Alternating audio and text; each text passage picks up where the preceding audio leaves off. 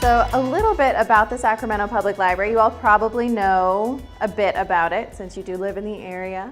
There are 28 branches, so there is probably one near you, even if you don't know it's there. We all have a youth services person at the branches that's more than happy to work with you. You can check out up to 30 items at a time. That's pretty exciting. And you can renew them up to 6 times. So it's a 3-week checkout period. Renew up to 6 times as long as there's not already a hold placed on the item. We have audiobooks, CDs and DVDs, great learning, workbooks, all kinds of stuff. So we have a lot of resources as well as e-resources, which is partly what we're going to talk to you about in a bit. So a few warm-up questions for you. We want to know, are you already using the library as a resource? And if so, how are you using it? Also, if you're not already using the library, why not? And what are some of your concerns? Or if you know maybe a colleague that's not using the library, what are some concerns that you've heard? And then describe what a perfect library partnership might look like for you. I've always been the kind of person who wants to say yes to people. I consider myself a door opener. I want to be able to give people as much access to the information they need to arrive at their endpoint as I can. I love empowering people by giving them access to information and helping them along their way. I always thought I would be a teacher, and for whatever reason, that never quite happened for me until I realized what I really am in my heart is a librarian. I want to empower people by granting them access to information. So part of what we're doing today is talking about how we can partner with the public schools by opening doors together. You've got your own set of doors to open, we've got our own set of doors to open. And when we can pool our resources, the world just gets that much wider for our students. So let's talk about Common Core. We're at a very huge transition in our education right now. And the Common Core is filled with a bunch of buzzwords and phrases that have left a lot of us kind of feeling confused and overwhelmed. I had a 4th grader come in with his grandmother. His teacher told him to go to the library to find a book that was a work of historical fiction set in Tuscany in the 15th through 17th centuries. We talked at length for about 40 minutes. I stayed late at work that day. And finally, I got to the point where I said, is this really what the assignment was? And what it turns out, after I teased it out of him a little bit, there were just enough regions for the students to choose from so that each kid got one. And he picked Tuscany because he liked the way the word sounded. So I ended up taking the grandmother's email address because it's really important to me to do my job the best way that I can. I love sending people home with a stack of options, and I need to make sure that I'm doing as thorough a job as I can. So I took the grandmother's email address and said I was going to do some more research on my own and contact some of my colleagues and get some help on this because it was stumping me, and that's a little embarrassing. So I did a lot of my own research, found out way more about Tuscany than I knew before this had happened. And what we ended up pulling together was this one book that exists that's appropriate for a 4th grader, that is set in Tuscany during the 15th through 17th centuries, and it's out of print. This is the one thing that has been published that can fit that assignment parameter. Luckily, we have one book in our collection still, one copy of this book. Once that one gets too tattered for use, it will be weeded and we will no longer have access to purchasing it. Somehow it worked out for this kid. But as I said before, what I really like is to be able to send somebody home with a stack of resources so that they can choose according to their reading level and interest level in order to fulfill their assignment in the way that's best suited for them. So if we kind of think about what are our assignments for? What is our end goal? What are we really aiming at? And open up the parameters just a little bit. So this mock-up that we came up with is still very specific and still kind of an intense assignment for a 4th grader. But just by opening it a little bit, write a report using fiction and or nonfiction resources to learn more about Renaissance Italy, 15th through 17th centuries. By opening up the parameters and giving the students a little bit more freedom, I was able to pull up something that looks a little bit more like this. Now, these books pictured here are just a sampling of the results that we'll get, and these are the top, the cream of the crop, the best ones, but the list continues on from here.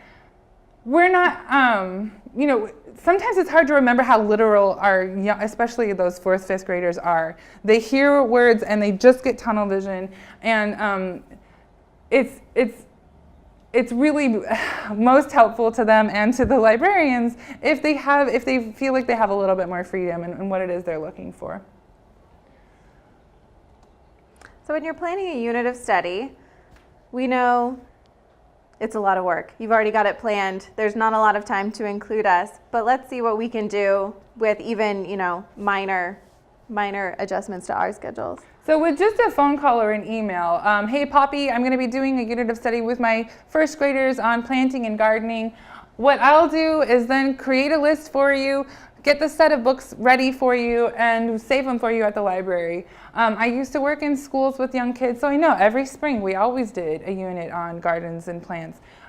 This is something that we really get a kick out of doing, is putting together a list of books that fit. So this is a collection of fiction books and nonfiction books. Some of them are just more pictorial and some of them are more text heavy. So there's something here that will appeal to all different types of kids that we have in each of our classrooms. Those 4th and 5th graders and 6th graders, they really love learning about diseases and gross things. We've got such incredible resources. We've got historical fiction and nonfiction that can work together so well. I recently read this book, The Great Trouble. It's about a cholera outbreak in London. And it was really heavy science couched in this fictionalized account of this one little boy. And it was a great read. It was really exciting, but I kept wondering, how accurate is this? And so then it propelled me to find out more about the science and the history of medical discovery at the time, and it was really spot on. So this is a great example of a book that can appeal to all different types of students that we have. We all know those students that wrap themselves up in fiction and everything has to be a story. And then we also have those students who are very fact-focused and they need their resources to be very clear-cut and easy to understand. And resources like this, The Great Trouble, do a great job of pulling in both of those types of students. It's very fact-heavy, but it's also got a story wrapped around it so that we can bring in all of our students to really grab onto topics like that. Really, just ask us. Give us a day or two, and we'll do it. This is what we love to do. One email is all it takes. One email or a phone call, and we're on it. We're on it. And if I don't have the answer, or if Siri doesn't have the answer, we have this pool of experts that we can draw from. We email each other constantly and we share our resources. And incidentally, all of those lists that we just shared are there in list format for you to take with you as well if you're interested. And that's what it will come looking like for you. If you want to get a unit of study text set ready, we will do it for you and send it off in a document for you. So, e-resources, which might be what you're interested in, we have those as well. So this is a screenshot of our website on our Kids tab. Right up here, you can click on Kids. This is what you'll see. It looks almost exactly the same for the teens. Right here is the research section where you click through to go to our list of online resources available. Here are some of the different databases we have available under our research tab, and we're going to talk about most of these today. But really, the list is quite extensive, and it would be really beneficial to you to go through and just sort of click around and see what you can discover. Especially when you click on that research icon, it takes you to a list of all of our databases, and you can just go to K through 12 and see the list that we've already put together that are going to be helpful for students and teachers. And that's a great place to just start looking, and then you can, go crazy and explore the rest of them too. The first database we're going to talk about is Culturegrams. This is one of my favorites because it gives students an opportunity to explore places they might not otherwise have the chance to get to. I love the World Edition and the Kids Edition are the World Edition is more adult or older student information. But they give facts about places all over the country. Every country has its own little page with information about it. In the kids edition, you can actually watch videos of kids talking about what it's like to be a child in that country. So a student right here in Citrus Heights can watch a video of a kid who lives in West Africa, and that child can talk about what it's like where they live. The states edition, I know that the 5th graders do their state reports, so they can go in, select their state, and be brought to a page with lots of information, flags and maps and things like that. But my favorite feature, because I'm very food focused, is for every place available on Culturegrams, there's a list of recipes that you can access that are traditional for that region. So if a student is doing a report for one of the states and there is a large indigenous population from that state, they will be able to access a recipe from those people. They can put it together for their class, and that can be part of their sort of final project. It's a really wonderful resource. And all of these resources are extremely citable. So you can always find the citation somewhere on the website that'll, it's not just putting that link web address at the end of their report. It's an actual citation from the resource. It's a published and authored resource. It's just accessible digitally instead of right there in a book in your hand. We know when it's mission season at the library because we've got lots of 4th graders that come in and they're all looking for their books. And all the mission books are gone. All of them are gone with the first few that come in the door. The great thing is all of your students have access to all of the books about the missions online. You can access it through our website as long as you know that the username and password are missions and missions. You can access all of the books on the missions here. So basically you log in with a username and password, and then you can select the mission that you're focusing on, click on the link, and the image of the book opens up on your screen. This is an example of a 2-page spread. You can choose 2 pages or you can choose just the one page, but it starts with the hardbound cover image, and you open it up to the title or the copyright information title page. So it really is just like having the book in your hands, except that any student can access these at any time. Your whole class could access the same mission book at the same time, provided there were enough computer stations for them to do that. So they're not checking it out. There's not a limited number of copies of this ebook. It just lives online, and they can always read it. And it's always brand new. It's never going to have dog-eared pages they're not dirty. They're not a broken spine, anything like that. So here is the language learning database that we have. I love Mango Languages. The first time you go in, you create an account, and you can keep track of your own language learning progress. Also, you can download an app to your phone. We have 56 foreign languages you can learn, from English to the language, but we also have 17 and growing English courses for non-English speakers. This is something I really like to highlight when I'm meeting with parents at schools for the parent groups, because a lot of these parents really want to be able to help their students navigate their homework, but they don't know about having access to free language courses with their library card. So you have your library card, you click on Mango Languages under our research tab, under language learning, log in with your library card number and your PIN, and then you just click a course and start going. This is great because it's kind of like working through flashcards. You work through different aspects of the language. Towards the end of each lesson, you actually do watch a video of a native speaker using the words. You can see the way their mouth moves around the word. You can hear the native pronunciation. And as soon as you've mastered that particular lesson or unit, you move on to the next one. You log out, you can come back a few days later, log in, and you pick up right where you left off. All free with your library card. This database is a biography reference center. This is another thing that happens a lot where we know somebody has assigned a biography project because we get a huge group of kids that come into the library, and the most popular people in history are off the shelves immediately, and then the kids don't know what to do. They're very sad. They are.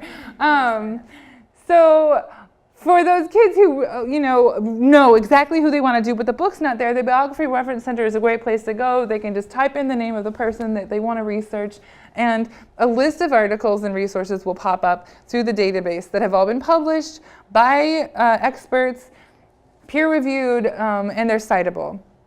But there are always those kids, and I was one of them, who have a really hard time picking. They have a hard time choosing who they want to focus on or what topic they want to focus on.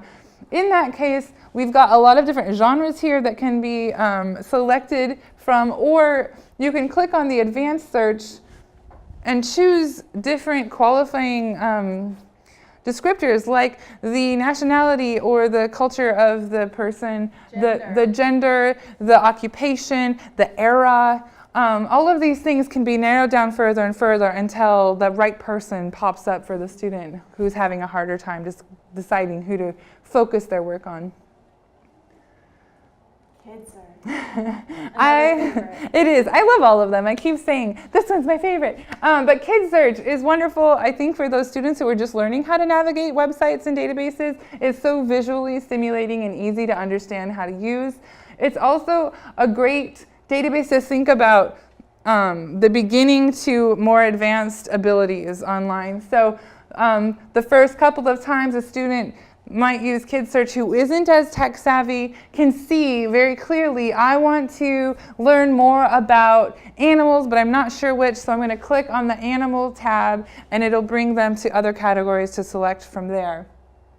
Once they're getting more comfortable with the site, they know that they can just search in the find bar up there for the white rhino, and the articles about the white rhino will come up along with the pictures and things like that that they're looking for. This is a great site. And this is one of the ones that is available. If you see the red circle at the top, it's available in Spanish as well. I believe the articles aren't. Correct. So, and But the other navigation tools. There's a long list of languages that this is available in. So parents can help their kids navigate it at home, but the returns will come back in English, primarily in English. Science in context. This is a great one for those older students who do have those tech skills established already. But it is still easy to navigate. Everything is divided up by different types of sciences and different categories within those types. My favorite part of Science in Context is the ability to search by experiments. I run a monthly science club at my library branch, and every month I go do some searches under the experiments tab to see what types of materials I'm going to need to get for my program, whether or not I'm going to have time to do an experiment on this particular topic, or if I need to try to find something else to do. It's a really wonderful place to go if you're a student. It's also a great place to go if you're a teacher and you're looking for new ways to introduce the same old concepts. It really just lists a lot of really hot button issues. It's also incredibly up to date. So this image here is an image taken from the missing Malaysia Airlines flight, the naval aviator officers who are searching for debris in the ocean. So it's so up to date. I took this image off of the site several days back. So we know that it's constantly being added to, it's constantly remaining up to date, and has the most current issues for our students to explore. Homework help now. This is a really important one to know about. Through this database, students can actually connect with a live tutor who's an expert in their subject. So when you first come in, the student will set up an account information so that they can log in and keep track of their progress. And by clicking live tutoring, a screen will open up to have the student choose their grade level and then their subject. For second grade, it will say math and reading. For 11th grade, it will have a very long list of different subjects and sub-subjects under. So math will have algebra and from literature to statistics. Yes, and everything in between. Yeah. Yes. Where do your tutors come from? The tutors are actually all over the country. They're experts in their field who have dedicated a few hours a week to working for BrainFuse. They're very highly screened. And so what happens is and actually librarians have jobs like this too, where you're like an online librarian. So when a student logs in who has a need in your area of expertise, you get the notification, if you're the tutor, that somebody needs your assistance, and you respond to their need. So I was demonstrating this site one time with a couple of teenagers in my library, just to show them how to navigate the site. And so I selected geometry 11th grade, and almost immediately a tutor connected with me and said, "Hi, my name is John, how can I help you today?" And I said, "I'm just showing this database to some students, thank you for being so prompt," and I logged out. But it's great because they can actually draw pictures and diagrams. The one thing that's important to know is it's important to be able to type back and forth. You don't have to have strong typing skills, but that's the way you'll be communicating with your tutor. It's not audibly with a mic or anything like that.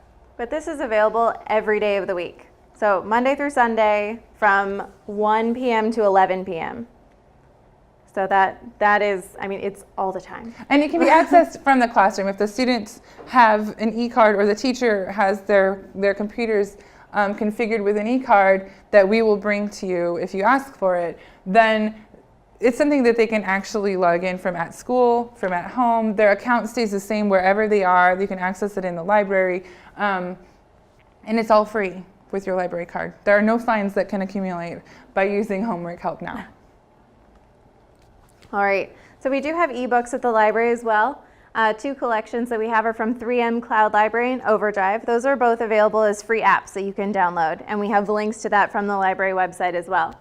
We have about 35,000 ebooks currently in the collection, and those are fiction and nonfiction titles, as well as some other languages. We do offer free support in person or online for these services, and we actually have a collection of children's titles. This is just a screenshot from our Overdrive catalog, because it's beautiful. But we have children's titles available in both of the collections. You can search it by AR level, Lexile level. You can search by all kinds of ways that you can find these titles. We do have audiobooks as well, so e-audiobooks, you can see the little headphone icon, so that shows you that that book can actually be listened to by a child, which is great. It's a great resource. My very favorite is the Testing and Education Reference Center. I direct a lot of teens and early career adults to this website. What's great about it is that when you go into, this is available from the research tab, like we already looked at. But if you go into, say, college prep tools, there are the SAT and ACT preparation ebooks, and these are the most current issue. It's available through the computer. You do not have to check it out. There are not, certain seats, just like the missions books. All of the students could be looking at the same Master the SAT ebook at the same time. It's an amazing resource. So they're not going to the library. When you go into the library and you ask for a SAT prep book, it might be from like 2008. If you're lucky. If you're lucky. And so hopefully we don't have any like 1993 issues, but you're sort of hoping for that 2008, even though it would be out of date. But this is always available, always updated. There are practice tests available, the prep books, there's career tools, grad school tools, all kinds of information and tools available. I mean, the ASVAB is on there. That's a pretty popular one as well. So GED information, all kinds of stuff to help those students that are maybe moving forward. So class visits and field trips. We can come visit you, or you can come visit us. When you come visit us at the library, we can provide a story time and craft, scavenger hunts, do information retrieval exercises for your students. We tailor it to your needs. So you just let us know what we can do for you, and we will try to make it happen. We'll give students an introduction to library services. We'll do a tour of the facility. We'll present library cards to your students as long as we get the applications in from you in advance, and then we just check out materials to them. So it's a really great opportunity for especially younger students to come in and really feel comfortable in the library. And once they know that that space is there for them to use, then they're confident when they bring their parents in. And they can say, I'm going to do homework here because I know where the books are. And just having that basic confidence level helps them to use the resource to its fullest potential. Or, because chaperones are hard to come by, buses are hard, we can come visit you. So we will come into your class, we'll do a story time, an information session, we'll talk about digital citizenship, whatever you want. You let us know what we can do, and we will come into your class, take it over for 30 minutes to an hour, and we will let your kids know about anything that we have. We can talk about the online resources that we have to younger kids, older kids. We'll make a set of e-cards for your classroom. So what I have here is an e-card. I don't think we talked about it yet, really. These we can make for your class. So it'll be listed as, San Juan 06 can be your username. And we'll set just a generic PIN number so that students, when they're in your class, can use these cards to get onto any of our resources. These don't accrue fines. It's great. They're a fantastic resource. So we will make e-cards for your classroom, and then we'll do whatever we can to meet your needs in the classroom. And with the e-cards, if you have 6 computers in your class, we'll outfit you with 6 cards. If you have 24 computers in your class, we will give you 24 cards. That way each station has its own access point to our online databases. One other thing as far as visiting you is concerned, we also love to talk at staff meetings or at parent meetings. So that's something else that, that we're more than willing. We could bring exactly the same presentation, or we can tailor it more to your staff's needs or your parent community's needs. So keep that in mind as well. So at the library, you can also get in-person help with your homework. We do have trained homework coaches that are volunteers at some of the branches that have homework zones. So you just find out when your branch has a homework zone and stop by, and these homework coaches will help students sort of decode their homework assignments. It's for grades 1 through 8. So it's not really for the upper grades that take more specialized knowledge. These are adult volunteers. So they've been trained to look at homework, help students with it, help them get into the Homework Help Now database, and get some of that live tutoring online. If your branch doesn't have a homework zone, just ask for one. As long as there is demand for it, we will get one set up. It's not hard. And that just ask for one goes for anything we've said today. If you need help anywhere in any area of what it is you're trying to do, just ask one of us and we'll do what we can. So how are you funded? Like are you a grant, or this isn't going to go away? This will stay? This is not going away. No, this is just part of library resources, library services. Mm-hmm. That the community pays for? Or? So Sacramento Public Library is dual funded because it's a city and county, but it is taxpayer funded. Mm-hmm. So is this a new service? It's phenomenal. It's just a new service. No, we also receive lots of funding from our friends groups, but that's more for our programming. So when we bring performers into our branches and some of the books that we purchase for checkout. But yeah, this is just what we do. I feel fortunate to work for Sacramento Public Library because I've been so supported in really getting out there in the community and trying really hard to share this message. But other big library systems who have the means, this is what we want to do. We want people in our community to know that we're here for them. We're here to help them go from point A to point B in whatever way we can. That's why we're public librarians, and it's just what we like to do. Right. We like to tell people about the resources and provide those resources to everyone in our community. An institute I recently attended, it was actually about the shift to the Common Core standards. A quote that I heard that I really hung on to was, "Information belongs to you." And that's really what it all comes from. That's where we're all propelled by this idea that we really believe that access to information is the gateway for our children to be effective members of society. That's really what we're doing. Like we're educating them, but it's not just for education's sake. It's also for the sake of having peacemakers and having strong leaders that are growing up out of our school system and doing great things for our society. And access to information for me and my heart is at the root of that. The more we have access to, the broader our scope can be. So I want to talk a little bit about our summer reading program. I know as educators you know about this phenomenon of after summer, the students leave in June and they go off on their summer vacation and they come back in September and they are ready to go. They have lost no knowledge. They're just picking up right where they left off. Or maybe not. What really happens is students, especially the students who don't stay mentally engaged over the summer, they fall back about a couple of months. If students read nothing over the summer, about up to 2 months of reading ability is lost. And that loss is cumulative. So students who don't remain mentally engaged and they aren't reading over their summer breaks are about a year behind by the time they hit 6th grade. The library is committed to preventing that summer slide. So the magic number is about 5 books over the summer. We want to keep kids engaged in reading through the summer. Over those 3 months, through over 500 programs that we offer. And those programs range from educational programs with live animals there in the room with experts talking about the lives of the animals to something more fun and cultural, like a puppet show that's put on, to everything in between. Last summer, we figure we erased about 1,700 years of summer slide when you think about it in terms of active brain learning. Last summer, we had 9,894 kids who completed our summer reading program, and by the way, many of those children read way more than 5 books. And if you take those 2 months of summer slide that were prevented by their mental engagement over the summer, all of that adds up to about 1,700 years of learning time.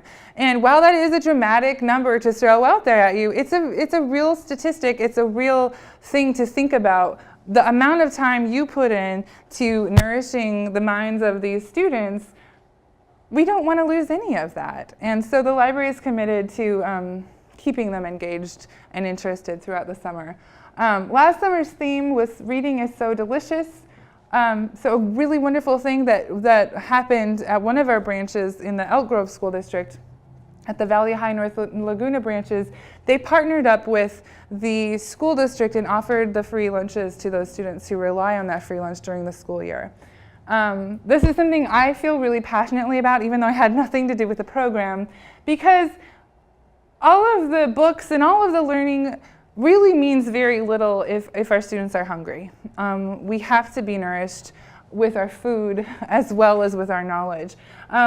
So we had some really passionate people get together and work really hard on this project. We had one intern who put her heart and soul into it, one very passionate librarian, and a huge team of teen volunteers who took ownership of that program and ran it all summer long. The program started with about 17 people on the first day, where any kid aged 0 to 18 came in, got their lunch handed to them with no questions asked. By the end of the summer, they had over 70 people coming every single day of the week to get their lunches. The program was so successful that the adults involved stood back towards the middle of the summer to see the incredible work that the teens were putting into it and decided that this was something bigger than they had ever imagined. So what they ended up doing was towards the end of the summer, they put together workshops where they sat down with each of the teens and showed them how these skills they were gaining through this summer lunch project were job transferable skills. They helped them build their resume, they gave them letters of recommendation, they talked about job prospects and career goals. They gave them mock interview sessions. And so what started out as this sort of fun-filled summer for these teens who really care about their community turned into something that they're going to benefit from for years to come. It was so successful that we decided to add another library branch to our summer lunch program this year, so the Southgate branch will be joining the ranks. And our hope is that each summer, with every successful experience like this, we will just continue to add more and more schools so that we can serve more and more of those students who really need that food throughout the summer. Speaking of summer reading. If your school has a summer program, let us run the reading portion of it. We will come, we will visit your students, we will sign up all of your students as participants, we will provide books and activities, we will come back and follow through with them, and we will hand out prizes. It's really a win-win-win. They get their mental engagement throughout the summer. San Juan Unified School District gets participants in their summer reading program. Sacramento Public Library gets more participants in our summer reading program, and everyone benefits and everyone wins. They can read our books for your program. It all counts. Yes. It's just really what we're about. We want people to know that it's here and to take advantage of it and to spread the word so that more people and more people and more people know.